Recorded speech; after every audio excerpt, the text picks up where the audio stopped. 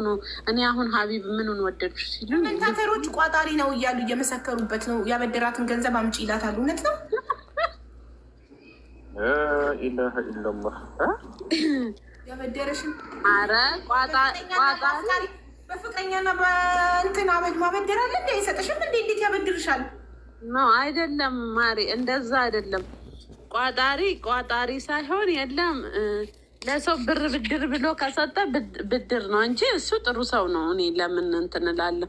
ቋጣሪ ሳይሆን ይመዘግባል። ችግር የለውም። እኛ ቤተሰቦችሽ ነን። ቋጣሪ ነው አይደለም። ያደርግልሻል፣ ይጋብዝሻል፣ ጊፍት እየገዛ ይሰጥሻል።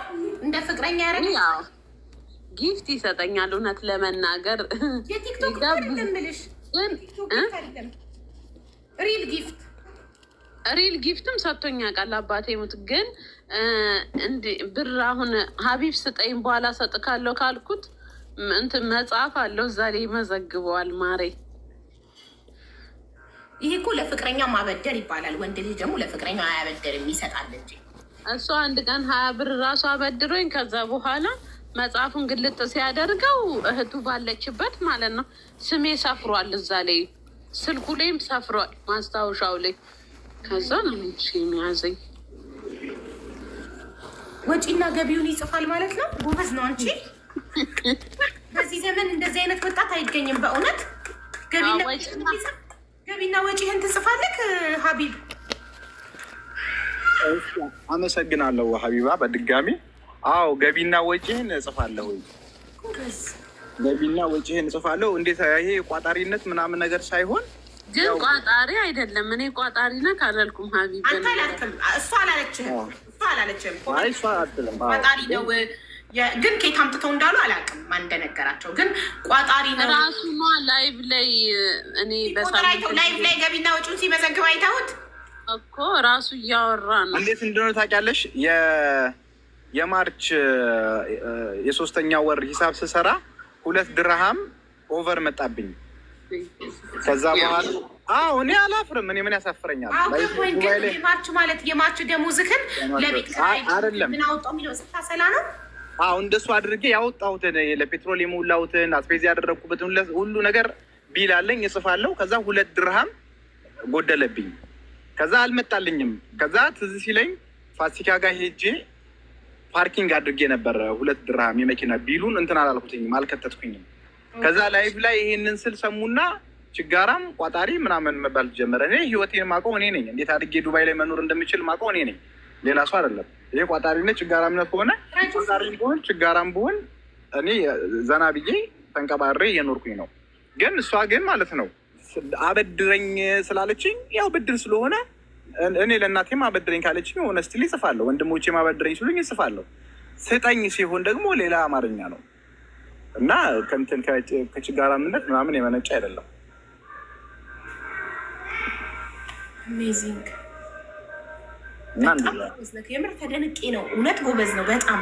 እንደዚህ አይነት ኢኮኖሚስት አይቻልም። አንተ ዶክተር አይደለም፣ አንተ ኢኮኖሚስት ነህ። ኢንሻላህ ቀይሯለሁ። በጣም ጎበዝ ነህ አንቺ። በዚህ አይነት እኮ የወደፊት ህይወትሽ በቃ ተይኝ። ወጪና ገቢ በሳንቲም ደረጃ ይጻፍልሻል። እንጀራ ሊቆጠርልሽ ይችላል። አንድ እንጀራ ደግሞ ምን አለ አንድ እንጀራ ለራት ለ2 በትሪ አቅርበን በጣም አሪፍ በቃ ምንም። ኧረ የምን ችጋር ነው? ኧረ እኔ እንደዛ አልወድም። ኧረ ኖ ጥሩ እኮ ነው ለመሰለሽ። ገንዘብ አይባክንም፣ ምንም ነገር አይባክንም ማሬ።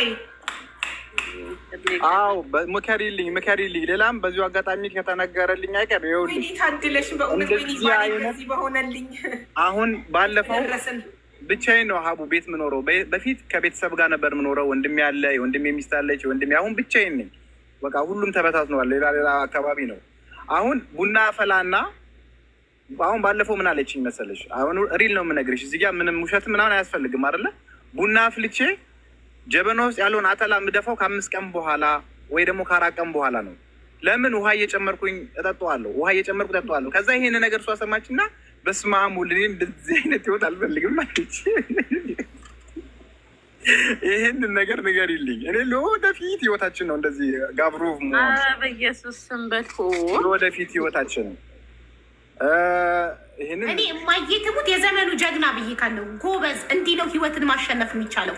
እንደዚህ አይነት ሰዎች ያድጋሉ፣ ትልቅ ደረጃ ይደርሳሉ። አንተ ነገር ሚሊዮነር ነው የምትሆነው።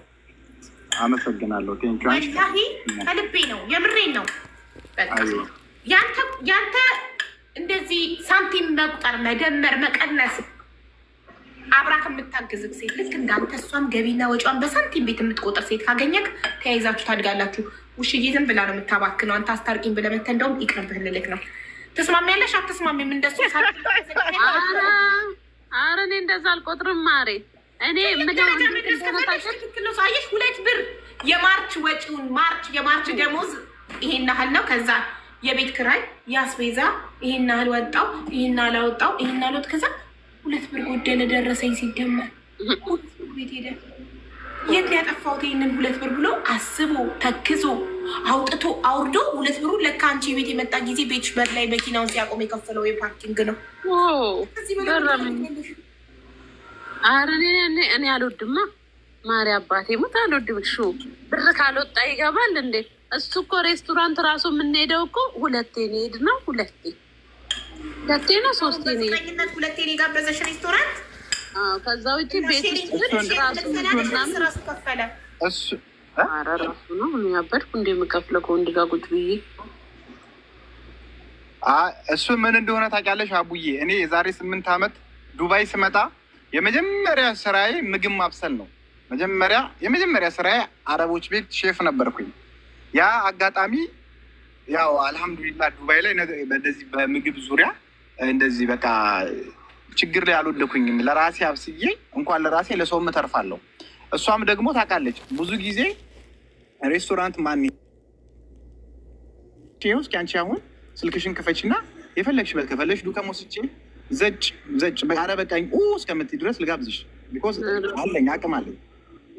ግን እጄን ተወጂዋለሽ ከአሁኑ እንድትለምጂ ሙያዬ እንድትለምጂ ደግሞ ሙያ አሰከረኝ። እንደዚህ አይነቱ እንዳይቻል አቅም አላልሽም እንደ ራስሽ የመጀመሪያ ቀን ቻይኒስ ራይስ አላልሽም? ቻይኒስ ራይስ አልሰራሁልሽም የመጀመሪያ ቀን?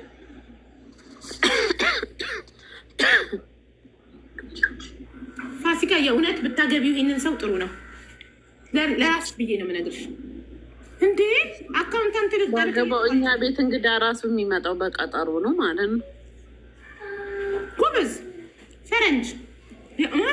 እኔ ምን ሀቢብ ወይ እንዴት ነው ግን እንደዚህ ኢኮኖሚስት የሆንከው? በእናትህ እሺ አመሰግናለሁ። እንደዚህ አይነት ኢኮኖሚስት የሆንኩትኝ ዱባይ ላይ አሁን 8ኛ ዓመቴን ገብቻለሁኝ እና በቃ የተወሰነ አልሐምዱሊላህ ሁሉንም ጊዜ እድሜ ለወንድሜ ምንም አይነት ችግር አላየሁኝ ዱባይ ላይ ማለት ነው፣ ከገንዘብ ጀምሮ ማለት ነው።